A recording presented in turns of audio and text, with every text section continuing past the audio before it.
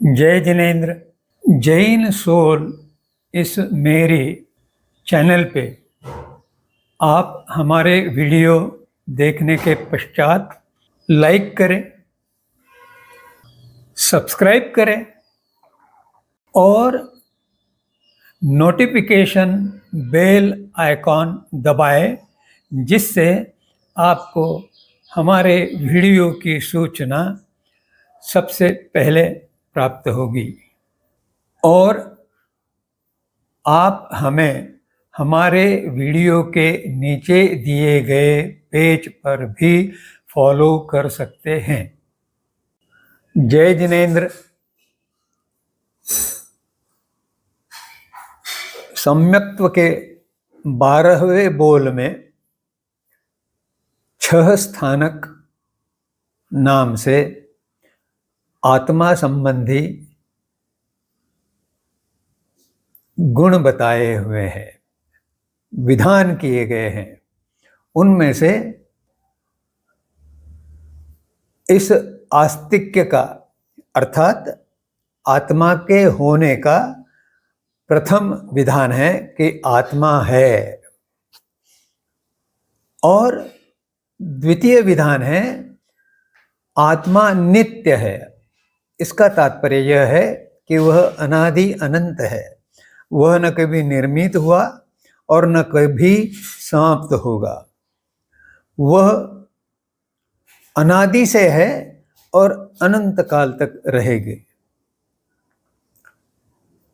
तीसरा विधान है आत्मा कर्ता है। अब यह समझने में थोड़ा स्पष्टीकरण आवश्यक है।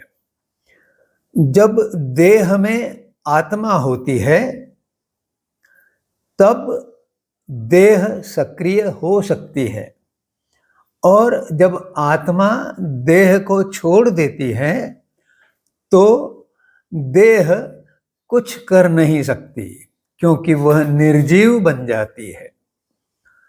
इस प्रकार देह में किसी कार्य करने की जो शक्ति है, जो प्रेरणा है, वह आत्मा के द्वारा उपलब्ध है।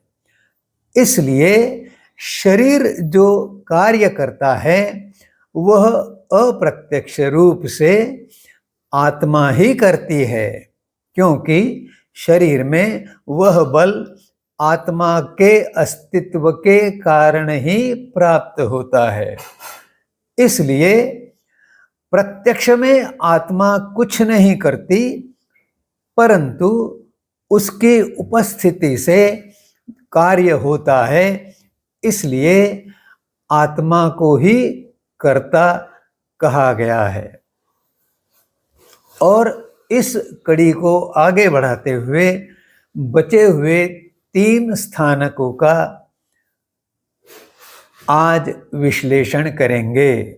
ये 3 स्थानक है, आत्मा भोक्ता है, जीव के लिए मोक्ष है, और उस मोक्ष प्राप्ति का उपाय है। सो प्रथम हम लेंगे आत्मा भोक्ता है। अब निश्चय दृष्टि से आत्मा कोई भोग नहीं करता, वह तो निर्भोगी है, अयोगी है। तब यह क्यों कहा गया? तो यह उसी प्रकार कहा गया है जैसे आत्मा करता है, यह कहा गया है। अब जब शरीर को पीड़ा होती है, उस पीड़ा का अनुभव केवल और केवल शरीर को होता है। आत्मा को पीड़ा का या सुख का अनुभव नहीं होता, परंतु चूंकि आत्मा की उपस्थिति के कारण यह पीड़ा का अनुभव शरीर में होता है, इसलिए अप्रत्यक्ष रूप से उसे आत्मा द्वारा भोग कहा गया है। इसलिए आत्मा को भोक्ता माना है। अब यह अनुभव पीड़ा का या सुख का जो होता है वह कर्मों के रस के प्रमाण में होता है, अनुभाव के रूप में होता है। और जितना रस गहरा होगा उतना अनुभव गहरा होगा। अगर कर्म पाप कर्म है और पाप कर्म का रस अधिक है तो पीड़ा की गहराई अधिक होगी। यह कर्मों का जो रस है या अनुभाव है वह आत्मा के प्रत्येक आत्म प्रदेश के साथ चिपका हुआ है और इसी के कारण जीव को अविचि मरण इस अनुभव को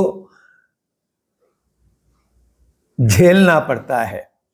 और अविचि मरण अर्थात प्रत्येक क्षण में आत्मा धारी देह जो है वह मरती है और आत्म प्रदेश के रस जो है वे बदलते रहते हैं।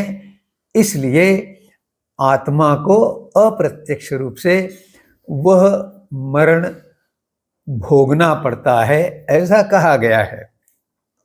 अंत में शरीर के मृत्यु के साथ उन आत्म प्रदेशों के शेष जो रस है, जो कर्मों के अनुभाव है, उनको साथ में लेकर आत्मा नए जन्म के पुनर्जन्म के स्थान पर जाती है और वहाँ पर वह नया देह धारण करती है और फिर से उन कर्मों के रस को भोगने का उसे अप्रत्यक्ष रूप से कार्य करना पड़ता है।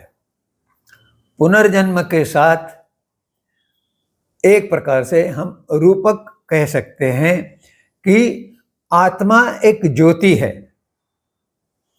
दिया एक शरीर है, जो ईंधन उसमें है पुनर्जन्म रूप, वह ईंधन जलता है। आग के कारण उसमें प्रज्वलन होता है, अर्थात कार्य होता है जीव द्वारा या देह द्वारा, कर्म होता है देह द्वारा। और इस प्रकार इस रूपक के माध्यम से पुनर्जन्म का जो आयु है वह बीतती है। यह आर्थर कॉम्पटन इस दार्शनिक ने कहा है और उत्तराध्ययन सूत्र में भगवान महावीर ने कहा है अप्पा कत्ता विकत्ता य, अर्थात आत्मा ही कर्ता और भोक्ता है। विकर्ता का अर्थ है भोक्ता। अप्पा का एक दूसरा अर्थ यह भी लिया जा सकता है कि जीव स्वयं, अर्थात जीव ही कर्ता भी है और भोक्ता भी है।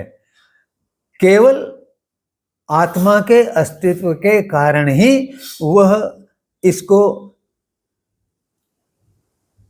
इस कर्मों के अनुभव को भोग सकता है। यह वास्तविकता है। अब हम पांचवें स्थानक के संबंधी बात करेंगे। पांचवा स्थानक है मोक्ष है। जीव मोक्ष प्राप्त कर सकता है। जीव का अस्तित्व अनादि से है, परंतु उसका अंत संभव है और उसके लिए पुरुषार्थ की आवश्यकता है। अब यह अंत कैसे संभव है? जैसे एक व्यक्ति जन्म लेता है, वह विवाह करता है और उसके कारण संतति आगे बढ़ती रहती है। लेकिन अगर वह व्यक्ति पुरुषार्थ करे और ब्रह्मचर्य का पालन करे तो संतति की उत्पत्ति नहीं होती, और जब उत्पत्ति नहीं होती तो वह आगे का उसका परिवार का विकास, संसार का विकास नहीं, रुक जाता है। इस प्रकार शेष कर्मों को भोगने हेतु उसे विभिन्न गतियों में जाना पड़ता है, तभी जाके कर्मों का क्षय होता है। और मोक्ष की व्याख्या ही यह है कि कर्मों का क्षय हो जाना, सभी कर्मों का क्षय हो जाना, अर्थात आत्मा विशुद्ध हो जाना, अर्थात जीव कर्म शून्य हो जाना, उसे ही मोक्ष कहा गया है। और इस मोक्ष को प्राप्त करने के लिए उपाय है, यह छठा स्थानक है, और उस उपाय का नाम है पुरुषार्थ। पुरुषार्थ दो प्रकार से होगा। एक, जो नया कर्म निर्माण हो सकता है उसकी रुकावट, और उसे कहा गया है संवर। अगर कर्म संवर किया गया तो नए कर्म निर्माण नहीं होते, परंतु फिर भी जीव के साथ संचित कर्म होते हैं। उन संचित कर्मों को निर्जरा द्वारा समाप्त किया जाता है, और वही पुरुषार्थ का दूसरा हिस्सा है। तब जाके नए कर्मों की रुकावट और संचित कर्मों की समाप्ति, इस प्रकार संपूर्ण कर्मों का विनाश होते ही मोक्ष स्थिति प्राप्त होती है। इसे रूपक इस प्रकार बताया जा सकता है कि सुनार यह ज्ञान है, क्योंकि सुनार के कार्य द्वारा ही, कौशल द्वारा ही सुवर्ण में लगे हुए मल को शुद्ध किया जा सकता है। जीव अपने जीवन में कर्म करता रहता है, उन 8 कर्मों का मल आत्मा रूपी सुवर्ण पर चिपकता रहता है। इस मल को हटाने के लिए सुनार उस सुवर्ण में को मूष में डालता है, अर्थात साधक पुरुषार्थ करता है। उस साधक का पुरुषार्थ जो है, उसके लिए साधन है समता, सामायिक विधि। और इस साधन के साथ वह अपना चारित्र उत्तम बनाता है। इसे सुनार द्वारा उसकी शुद्धि प्रक्रिया में सुहागा का उपयोग करना कहा जा सकता है। और इस